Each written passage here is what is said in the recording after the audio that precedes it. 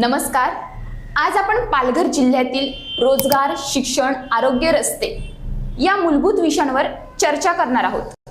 चर्चेसाठी आपल्यासोबत आहेत मनसेचे रस्ते आस्थापन जिल्हा अध्यक्ष ज्ञानेश पाटील. सर्वप्रथम त्यांचं न्यूज पोलीस रिपोर्टर मध्ये स्वागत. सर, पालघर जिल्ह्यामध्ये अनेक तरुण तरुणी डिग्री घेऊन, उच्च शिक्षण घेऊन नोकऱ्या मिळत नसल्याने घरीच बसून आहेत. तसेच काही तरुण निराशात जाऊन चुकीचे पाऊल सुद्धा उचलत आहेत. तसेच आता पालघर जिल्ह्यातील तरुणांसाठी एक सुवर्ण संधी म्हणून आलेली आहे वाढवण बंदर तसेच जिंदाल बंदर सुरू होत आहे. त्यामध्ये आपल्या स्थानिक तरुण तरुणींना प्राधान्य मिळणार का, त्याबद्दल काय बोलणार? आपला पालघर जिल्हा मुळात हा आदिवासी जिल्हा म्हणून घोषित झाला आणि आदिवासी जिल्हा घोषित झाल्यानंतर अनेक नोकऱ्या या इथल्या आदिवासींना, स्थानिक आदिवासी लोकांना मिळाल्या पाहिजे होत्या. इथल्या स्थानिक बिगर आदिवासी लोकांना मिळाल्या पाहिजे होत्या. त्या आत्तापर्यंत काय होताना दिसत नाही. आदिवासी समाजाचं आरक्षण जर असेल तर ते बाहेरून लोक आणली जातात आणि तिकडे भरती केली जातात. म्हणजे आत्ताचा भयानक असा प्रश्न या पालघर जिल्ह्यामधील स्थानिक मुलांचा आणि मुलींचा तयार झालेला आहे. अनेक मुलं DTED BEd करून मुलं अक्षरशः भात कापणी करत आहेत, बरोबर, गुरांवरती जात आहेत. अशी परिस्थिती जव्हार, मोखाडा, तलासरी, डहाणू या भागामधल्या मुलांवरती आलेली आहे. का शेवटी पोटापाण्याचा प्रश्न आहे. आता तुम्ही जो दुसरा प्रश्न विचारलाय, वाढवण बंदर आणि जिंदाल जेटी ही येऊ पाहते आपल्याकडे. वाढवण बंदराचं बऱ्यापैकी कामाला सुरुवात झालेली आहे. म्हणजे पुढच्या 5 ते 7 वर्षामध्ये हा प्रोजेक्ट पूर्ण होण्याकडे जाईल आपला. माझं इथल्या स्थानिक मुलांना, मुलींनाही बोलणं आहे की त्या वाढवण बंदरामध्ये येणाऱ्या जवळपास 10 लाख नोकऱ्या या राज्यकर्त्यांनी तर स्थानिक मुलांना दिल्याच पाहिजेत. आम्ही महाराष्ट्र नवनिर्माण सेना म्हणून त्याच्यावरती अग्रेसिव्ह आहेतच की 100% नोकऱ्या, 80% हा विषय जरी कायदा असला तरी 100% नोकऱ्या इथल्या मुलांना भेटल्या पाहिजेत. पण आपल्याकडे ते क्वालिफिकेशनही असणं तेवढंच गरजेचं आहे. मी आपल्या माध्यमातून इथल्या संपूर्ण पालघर जिल्ह्याच्या तरुण तरुणींना सांगू शकतो की आपल्याकडे स्किल जर असेल तर तुम्हाला ती नोकरी मिळेल. म्हणून आपण शिक्षणाला सर्वात जास्त भर द्या. संगणक प्रशिक्षण असेल, ज्या ज्या भागामध्ये तुम्हाला ज्या ज्या टेक्नॉलॉजी याच्यावरती जाऊन शिक्षण, AIचं शिक्षण असेल, हे घेता येईल. या 5-7 वर्षामध्ये ज्या नोकऱ्या उपलब्ध होतील त्यांच्यासाठी आपण प्राथमिकता दर्शवली पाहिजे. आणि इथल्या सर्व राजकीय मंडळींना मला सांगायचं आहे की आत्तापर्यंत आपण फक्त मतदानासाठी बाहेरून अनेक लोक घेऊन येत आहेत. म्हणजे मी त्या पाम ग्रामपंचायतीचा किस्सा एक माझ्याकडे आहे. बोईसर पाम, पश्चिम बंगालमधनं ग्रामपंचायतीला मतदान करायला आले होते. कधी? ही पाम ग्रामपंचायत मला वाटतं एक 10 वर्षापूर्वीची गोष्ट असेल. त्यांच्या इकडे नाव आहे आणि ते तिकडं बाहेरून इकडे मतदान करायला आले होते. इकडे त्यांचं मतदान होतं, 4-5 वर्ष कामाला असतील, त्यांचे नाव नोंदणी झाली इकडे, पुन्हा ते त्यांच्या गावी गेले. मग अशा प्रकारची लोक पुन्हा इकडे येऊन मतदान करतात. मग हीच लोक पुन्हा इकडे आणली जातील. कारण हा सगळ्यात जास्त पट्टा, ह्या जागा या आदिवासी समाजाच्या या पट्ट्यामधल्या आहेत. तुम्ही जर साधा वाढवण बंदराचा एक ट्रॅक काढला तर तवा आणि या मार्गावर रोड जाणार आहे. त्याच्यानंतर हा वडोदरा गेलेला आहे. अनेक आदिवासी लोकांच्या जमिनी गेल्यात, अनेकांना फसवलं गेलंय. हे सगळ्यांनाच मान्य करावं लागेल. त्याच्यामुळे किमान या ज्या नोकऱ्या आहेत, इथली जागा जाणार आहे. कारण 4थी मुंबई जर सरकार सांगत असेल, 4थी मुंबई पालघर, मग इकडे राहायला येणारी लोक कोण आहेत? इथल्या ज्या जागा, डोंगर वगैरे सगळ्या ज्या गोष्टी चालू आहेत आणि ज्या आदिवासी समाजातल्या लोकांना वनपट्टे दिलेले आहेत, यांच्यावरती काय चालू झालंय हे आम्हाला माहिती आहे. तर आपल्या मुलांनीही त्याच्यावरती राजकारण न करता आपल्याला इथल्या नोकऱ्या भेटल्या पाहिजे, याच्यावरती ठाम राहिलं पाहिजे. आम्ही तर तुमच्यासोबत आहोतच. मी अख्ख्या पालघर जिल्ह्यावासियांना सांगू शकतो, महाराष्ट्र नवनिर्माण सेना या 2 प्रोजेक्टमध्ये येणाऱ्या ज्या 10-12 लाखाच्या नोकऱ्या, तुम्ही बोलताय जिंदाल बंदरला अजून तर सुरुवात झालेली नाहीये ना, मग त्याबद्दल काय? जिंदाल बंदराचे प्रोसिजर चालू आहे. म्हणजे अनेक त्यांच्या ज्या कलेक्टरमधनं परवानग्या पाहिजेत त्याच्यासाठी त्यांचे लोक धावपळ करतायत. आणि ज्या पद्धतीने वाढवण पुढे आलं त्या पद्धतीने हे येईल. मग तिथे पण आपल्या लोकांना, तरुण तरुणींना प्राधान्य भेटेल का? 100%. आम्ही तर 100% आग्रही आहोतच. म्हणजे साम दाम दंडभेद काही करायला लागलं इथल्या मुलांसाठी ते आम्ही 100% करणार. तसंच बघायला गेलं तर पालघर जिल्ह्याची निर्मिती 2014ला म्हणजे ऑगस्ट मध्ये झालेली आहे. आता जवळपास 11 वर्ष पूर्ण झालेली आहे. आणि पालघर जिल्ह्यामध्ये एक लाजिरवाणीच गोष्ट आहे का पालघर जिल्ह्याला अजून एक सुसज्ज असं हॉस्पिटल नाहीये. ही एक शोकांतिका आहे. तसेच आपल्या पालघर जिल्ह्यामधले नेते, पुढारी, खासदार लोक करतात तरी काय असा प्रश्न पडलाय. तसंच बघायला गेलं तर 2019 मध्ये आपल्या मस्तांना का या ठिकाणी ट्रामा केअर सेंटरचं हॉस्पिटल, एक सुसज्ज असं हॉस्पिटल सुरू आहे. त्याला 6 वर्ष झालेली आहेत, पण अजूनही ती पूर्ण झालेली नाहीये. ही एक लाजिरवाणी गोष्ट आहे. मग सरकार म्हणतं लाख रुपये पैसा येतो ह्याच्यासाठी त्याच्यासाठी, मग हा पैसा जातो कुठे नक्की? एक तुम्ही जो आरोग्य व्यवस्था विचारली त्याच्यावरच, पालघर हे शहर जिल्ह्याचं शहर आहे. आज पालघर जिल्ह्याचं शहर असताना पालघर मधलं जे सरकारी दवाखाना आहे एकदा त्याचे सगळे चेक करून बघा, काय सापडेल तुम्हाला बाय. बरोबर. तिथे योजनाच नाहीये. तर आपण मोखाड्यातल्या एखाद्या प्राथमिक आरोग्य केंद्राची काय गोष्ट आपण घेऊन बसू? नाहीच. आज म्हणजे जी गोष्ट ही आरोग्य ही गोष्ट केंद्राकडनं येते. किमान खासदार आपले एक स्वतः डॉक्टर आहेत आणि अपेक्षा आहेत त्यांच्याकडनं, म्हणजे रेल्वेची ते ज्या पद्धतीने पूर्ण धावपळ करून करतायत त्यांच्यासाठी स्वागत त्यांचं आहेच. पण आरोग्य व्यवस्था इथल्या स्थानिक लोकांसाठी, ज्या समाजातनं आपण येत आहेत ती लोक, आज जरी आरोग्य व्यवस्थेसाठी इथनं तुम्हाला शेलवासा जायला लागतंय, जव्हार मोखाड्यातल्या लोकांना नाशिकमध्ये जावं लागतंय आणि जाईपर्यंत माणसं गेलेली असतात. किती घटना झालेल्या आहेत आणि अशा अनेक घटना आहेत. तुम्ही इथनेच बघा ना, प्रत्येक आता हा समोर तुमचं मनोरचं हॉस्पिटल आहे, मागच्या वेळी ती बाई गेली, अनेक लोक जात आहेत. त्याची अवस्था, आता मला पार्किंगला जागा नाही म्हणून मी गाडी लावायला गेलो तिकडे, अतिशय घाणेरडी अवस्था आहे. तुम्ही त्या हॉस्पिटलला जाय म्हणजे तो रुग्ण आहे तो बरा व्हायला जातो का अजून आजारी व्हायला जातो हेच कळत नाहीये. म्हणजे अशा प्रकारच्या जर व्यवस्था या आरोग्याच्या बाबतीतल्या असतील, म्हणजे माणसाला कुठली योजना चांगली भेटली पाहिजे तर ती आरोग्याची व्यवस्था. तुम्ही सेल्वासासारखं ठिकाण आहे, म्हणजे बघायला गेलं तर ग्रामीण रुग्णालयामध्ये नेल्यानंतर म्हणजे तिथे डॉक्टर डायरेक्ट बोलतात की सेल्वास वापीलाच घेऊन जा का? साधी गोष्ट, तुम्हाला सेल्वास हा केंद्रशासित प्रदेश आहे. जर तिथे उत्तम आरोग्य व्यवस्था होऊ शकते तर महाराष्ट्र आता खूप मोठा आहे आणि महाराष्ट्र सगळ्यात जास्त जर कर देत असेल देशाला तर तो महाराष्ट्र देतोय. मग महाराष्ट्रातली ही परिस्थिती असताना, इतका पैसा असताना, अनेक मोठे मोठे काय त्यांचे ते थापा मारतात, एवढे कोटी आले तेवढे कोटी आले, मग ह्या गोष्टी जातात कुठे? हा पैसा जातो कुठे? लोकांना त्या सुविधा मिळत नाही. मला वाटतं जनतेने एकदा सुसज्ज असं किंवा त्यांनी सतर्क राहिलं तर मला वाटतं ही गोष्ट लवकर बाहेर पडेल आणि एक उत्तम आरोग्य व्यवस्था ही जिल्ह्यामध्ये किंवा आपल्या भागामध्ये ही पाहायला मिळेल. ट्रामा केअर सेंटरचं भयानक आहे. म्हणजे आतापर्यंत जी माहिती आहे त्या याच्यावरती कॉन्ट्रॅक्टर काय करतात, म्हणजे 2 कॉन्ट्रॅक्टर आहेत त्याच्यामध्ये काम करतात, जीव्हीपी आणि जिजाऊ असे त्यांचे तिकडे बोर्ड आहेत. आय थिंक त्याच्यामध्ये जास्त खोळात घुसायचं नाही मला, पण 2019ला जी सुरुवात झाली ती आज 2025 संपतोय, संपल्या देखील आहे, झाले संपलंय, इथपर्यंत होत नाही. माननीय खासदार झाल्यानंतर खासदारांनी मला वाटतं 131 कोटी पुन्हा त्याला निधी आणला, निधी कमी पडलेला, बरोबर. तो झाल्यानंतर पण सुद्धा ते पूर्ण चालू होत नाहीये. ट्रामा हे मुंबई अहमदाबाद हायवे आणि हायवेवरती अनेक ऍक्सिडेंट होतात, दररोज होतात. गाड्या जळतायत, काय पेटतायत, 3:13 वाजलेला तो रस्ता आहे आणि याच्यावरती अनेक आजूबाजूला सगळी आदिवासी मंडळी आणि ग्रामीण भाग हा याच्याशी कनेक्ट आहे आणि मनोर हे मध्यवर्ती ठिकाण जिल्ह्याचं असल्यामुळे अनेक लोकांना त्याचा फायदा होऊ शकतो. पण यांना अजून याच्यामध्ये पैसे पाहिजेत. ब्लॅकलिस्ट करून तुमचा काय फायदा नाहीये कॉन्ट्रॅक्टरला. का कॉन्ट्रॅक्टर काय जातो, तुम्ही वाढून रक्कम देणार असाल तर आम्ही काम करतो, अशा पद्धतीची याच्यावरती कोणाचंही लक्ष नाहीये. मला वाटतं आत्ता जे काय सगळ्या नगरपंचायती जिल्हा परिषदाच्या निवडणुका होत आहेत, मला एकदा त्या जिल्हा परिषद नगरपंचायतीचे कामं काय हे जर उमेदवारांनी सांगितलं तर मला खूप बरं वाटेल. यांची कामं हीच आहेत, लोकांना सुविधा मिळवून देणं. आणि हे कुठली कामं घेऊन जात आहेत? राम मंदिराची. अहो पहिल्यांदा लोकांची कामं तर करा. इथले जी तुमच्या त्या उद्देश, त्या जिल्हा परिषद स्थानिक स्वराज्यांचा जो मूळ उद्देश आहे कामांचा, ते कामच करत नाहीयेत आणि लोकांसमोर मतं मागण्यासाठी कशाला जातात? राम मंदिरावर. मला वाटतं राम मंदिर हे आरोग्य व्यवस्थेमध्ये आहे आणि ही जर आरोग्य व्यवस्था तयार झाली तर मला वाटतं त्याच्यातले पुण्य खूप लाभणार आहे. म्हणून येणारे हे सगळेजण येत्या ट्रामा केअर सेंटरवरती जो खर्च झालाय त्याचा कलर मारून मारून तो जुना झाला, म्हणजे त्याचं उद्घाटन करायचं असलं परत कलर मारावं लागेल, यांना परत टेंडर काढावं लागेल. हे टेंडरवरती टेंडर काढायचे, टक्केवारी घ्यायची, बस एवढं. दुसऱ्या लोकांना भेटो ना भेटो याच्याशी यांना घेणं देणं नाहीच आहे.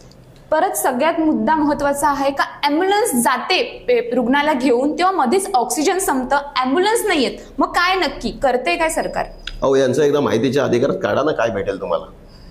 यांच्या ज्या डायऱ्या आहेत ना, ॲम्ब्युलन्सचे जातात ना, यांच्या डायऱ्या आहेत ना, त्या ड्रायव्हरकडे वेगळी असते आणि त्या डॉक्टरांकडे वेगळी असते. डॉक्टर वेगळं सांगतात, हे वेगळे सांगतात. त्या ॲम्ब्युलन्सची अवस्था बघा कशी आहे. लोकांना प्रायव्हेट ॲम्ब्युलन्स करावं लागतं आणि भयानक. आता मी ज्या पालघरचा हे उल्लेख केलाय ना, भयानक आहे. यांना महाराष्ट्रातल्या ॲम्ब्युलन्सच भेटत नाहीये.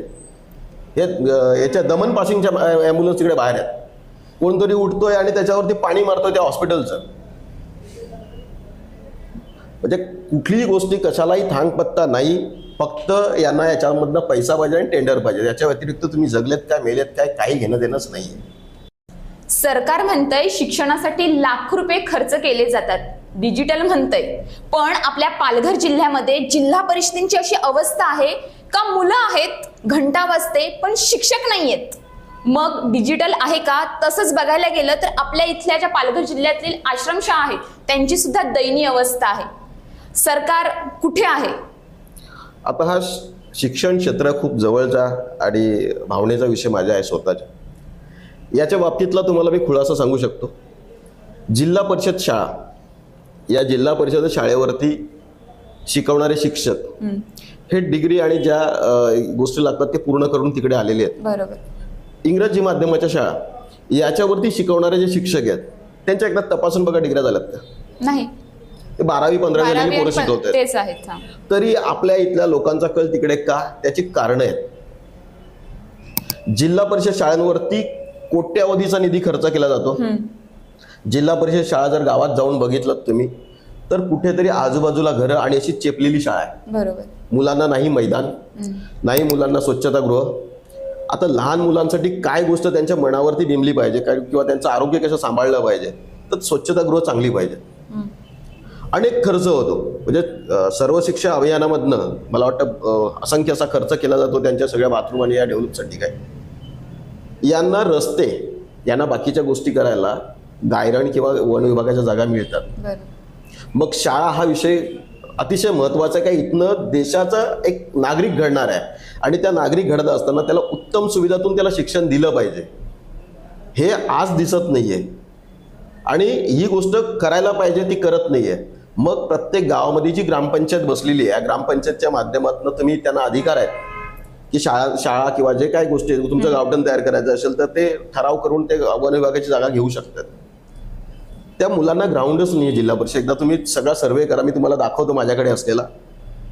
शाळांना ग्राउंड नाही, तो विद्यार्थी जातो तिकडेच कोंडलेला असतो आणि तिथनं बाहेर पडून त्याला जर शिक्षणाचं आवडत निर्माण होणार नाही किंवा त्याला कुठली गोष्ट देणारच नसाल तर आत्ताचा जग बघितल्यानंतर पालक वर्ग काय करतो, नाही तिकडे अशा प्रकारचं आहे. अहो आपण पण मराठी शाळेतच शिकलो ना. आज इथपर्यंत अनेक लोकही मराठी शाळेत शिकून पुढे गेलेली आहेत, IAS ऑफिसर झालेली आहेत. मग आपल्याकडे जर ती सुविधाच नाहीये, ते वातावरण तयार केलं जात नाही, जाणून बुजून केलं जात नाही. हा पालघर जिल्हा हा खूप आदिवासी जिल्हा. आज ज्या पालकांना इंग्रजीचं काही कळत नाहीये, जे शिकलेलंच नाहीयेत, त्यांची मुलं इंग्लिश माध्यमाला गेलीत. बरोबर. मग ते ते काय बोलतात हे काय बोलतात ट्युनिंग येणार आहे का? आणि मातृभाषेतलं शिक्षण मला वाटतं सगळ्यात महत्वाचं असतं.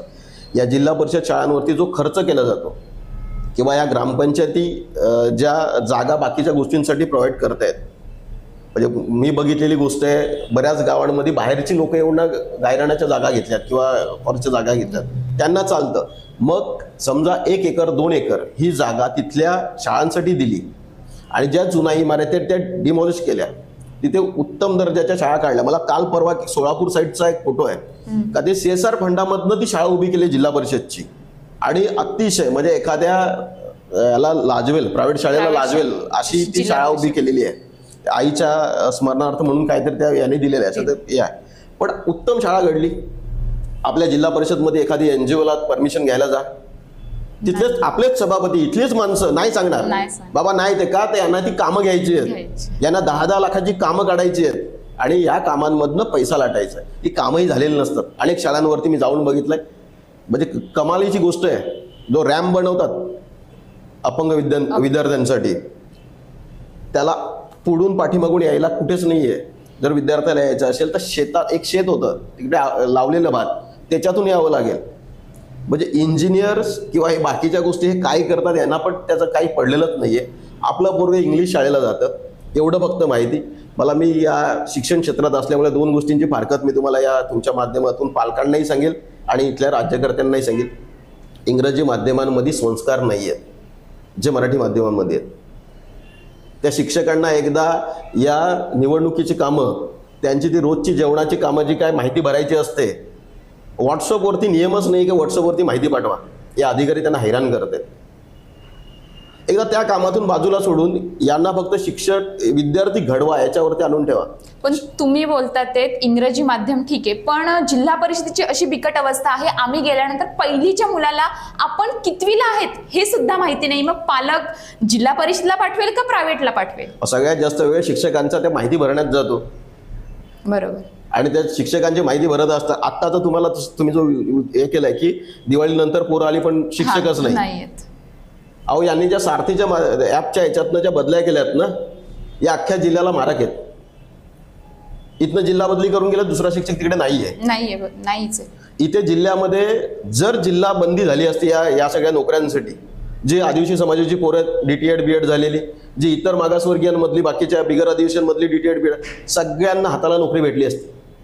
एकदा काढून तर बघा सगळं. काही बाबा ज्यांना जिल्हा सोडून जायचंय, ज्यांच्या जिल्ह्यात परतायचंय, जाऊ देत ना त्यांना.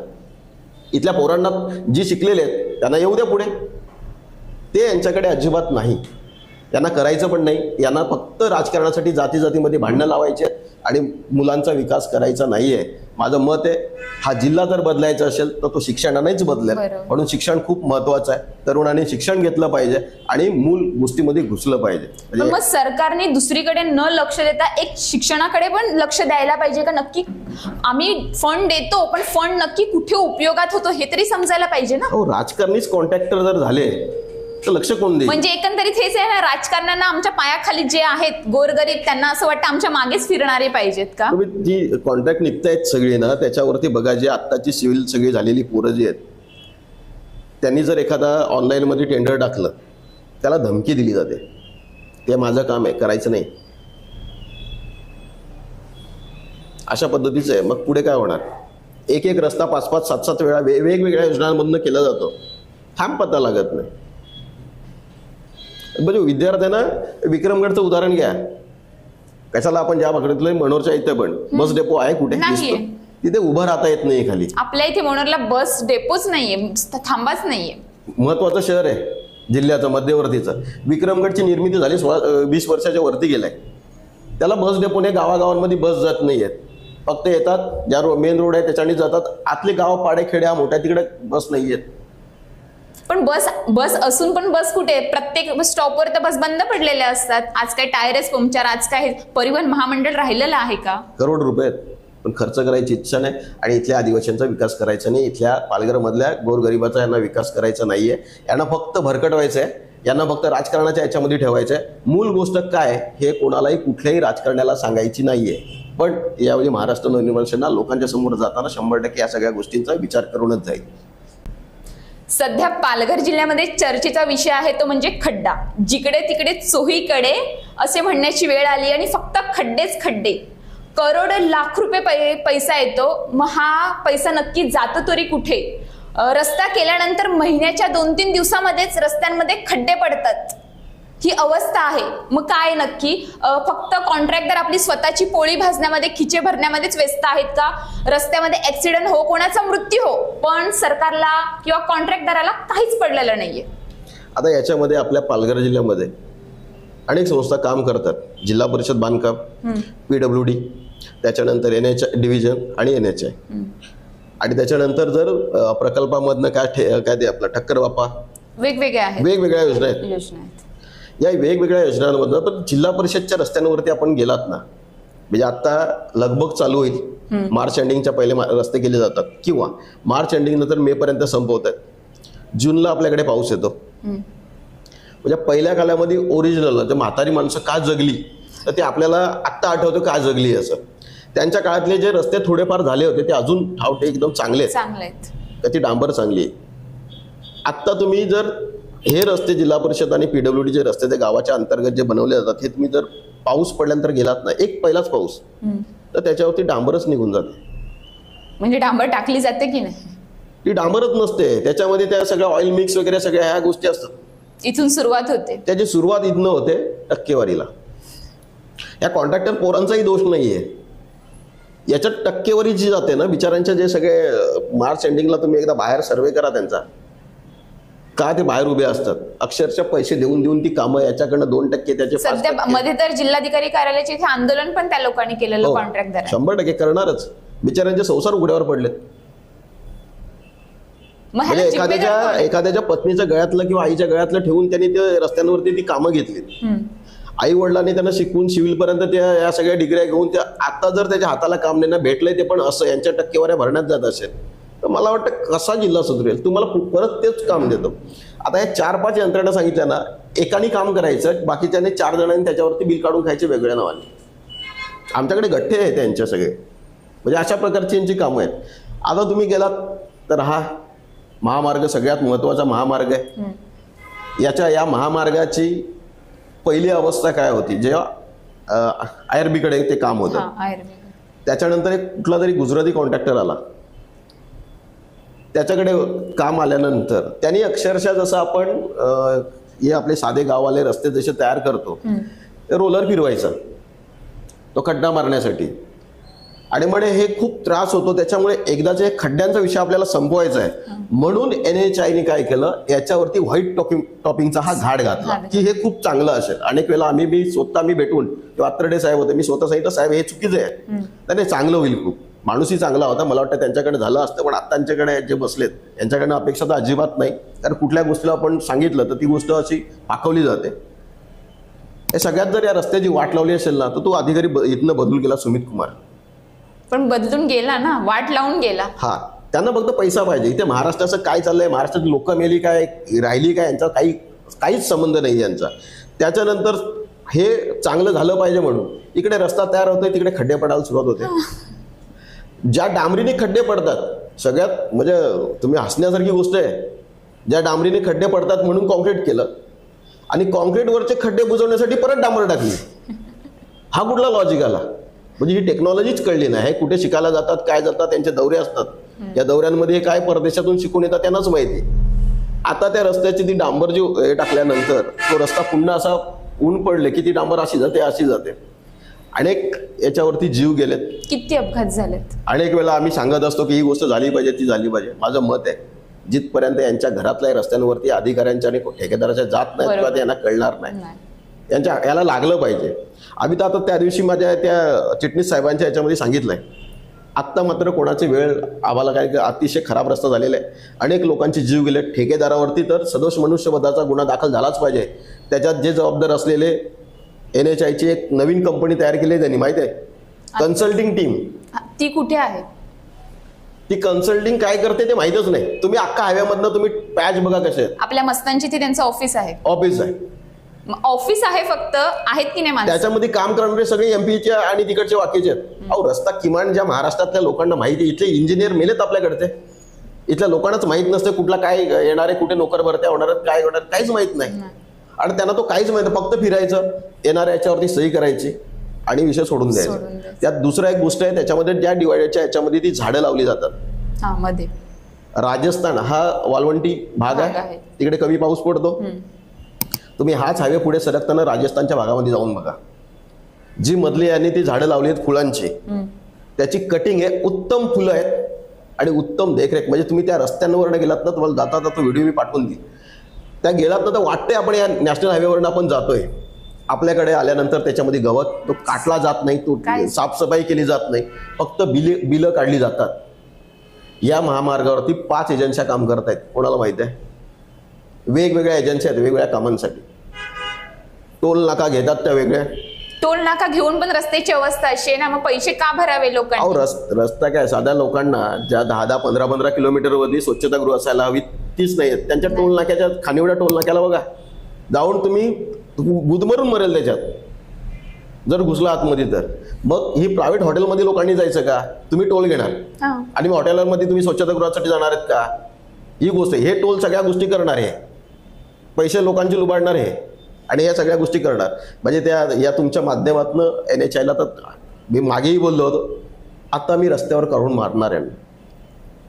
नाक दाबल्याशिवाय तोंड उघडत नाही, मराठीतली म्हण आहे आणि त्या म्हणीला आम्ही पूर्ण याच्यावरती जाणार. कारण यांनी परत 13 कोटीचं एक टेंडर 3 तारखेला काढतात. 156 का 50 कोटींचं परत टेंडर याच रस्त्यावरती काढतात. मग हे 600 कोटी काय झाले? हे कोणाला वाटले गेले? कुठल्या राजकारण्यांना वाटले गेले? कुठल्या इलेक्शनमध्ये याचा फायदा घेतला गेला? याचा एकदा तपास केला पाहिजे.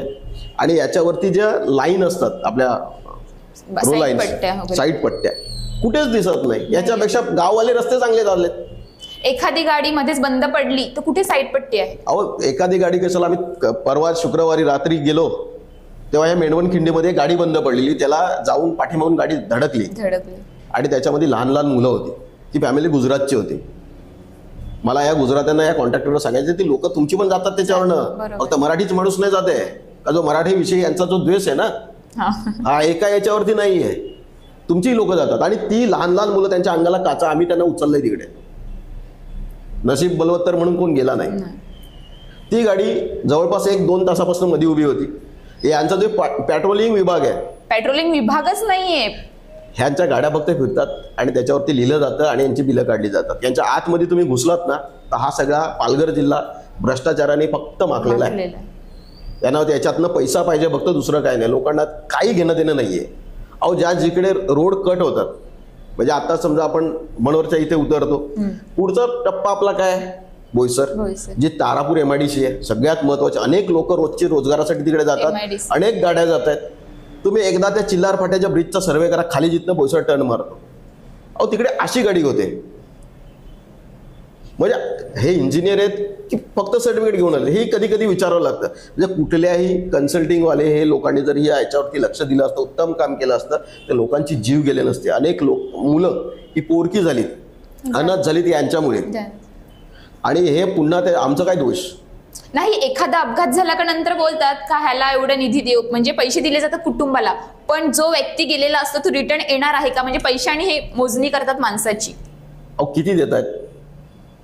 कोट्यावधी रुपये तर नाही देत, आणि माणसाला कोट्यावधीमध्ये मोजू नाही शकत. जी आई गेले, मागच्या एक रिक्षाचा ऍक्सिडेंट झाला इकडे, मला वाटतं आताच आपल्या इथे पण पाडोसपाड्याचं बोलतात तुम्ही, इथे पालघरच्या इथे एक लेडीज मध्ये ऑफ झाली खड्ड्याने, ती येणार आहे का परत? मी का सांगतो तुम्हाला, या सगळ्या यंत्रणा, जिल्हा परिषद बांधकाम, PWD, त्याच्यानंतर डिव्हिजन NHI, जी वसईला त्यांचं कार्यालयातून सगळं चालतं, त्यांचाच हा रस्ता गेलाय पालघर शिंदर.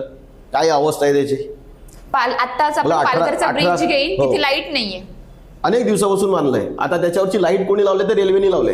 ते दोघं भांडतात. तो ब्रिज रेल्वेच्या याच्यातनं तो ॲक्वार होत नाहीये, आणि हे दोघे भांडतात का हे आम्हाला भेटलं पाहिजे, आम्हाला भेटलं पाहिजे, कशाला? पैसे काढण्यासाठी. आणि मध्ये कोण भरकटलंय? सर्वसामान्य. कठीण अवस्था आहे. म्हणजे तुमच्या वाहतुकीचे नियम पाळणार नाहीत कोणी, कसेही जाणार, धावणार कसेही पडलं, आणि मग लोक मेली गेली, काय पंचनामा झाला की लोकांच्या घरी आपलं आपलं काम झालं. अशी परिस्थिती या पालघर जिल्ह्याचे. मुळात या मूलभूत गरजा आहेत माणसाच्या, ज्याला खूप आवश्यक आहे, रस्ते, पाणी, वीज, या सगळ्या गोष्टी. तुम्ही आत्ताच बोलतात, पण बघायला गेलं जेव्हा रस्त्याचं काम चालू असतं तेव्हा एक कॉन्ट्रॅक्टदार पाठी तरी असते का पुढे रस्त्याचं काम चालू आहे किंवा काय चालू आहे? काहीच नसतं. म्हणजे समोरच्या येणाऱ्या गाडीला माहिती सुद्धा नसतं का पुढे रस्त्याचं काम चालू आहे. आता पॅचेस मारायला लावले जे खराब झालेत ते, तिकडे ते सिमेंटचे रो टाकलेत, आणि अजिबात पुढे काय नाहीये, पुढे नाही, मागे नाही, काही नाही, कुठे सूचना नाहीये.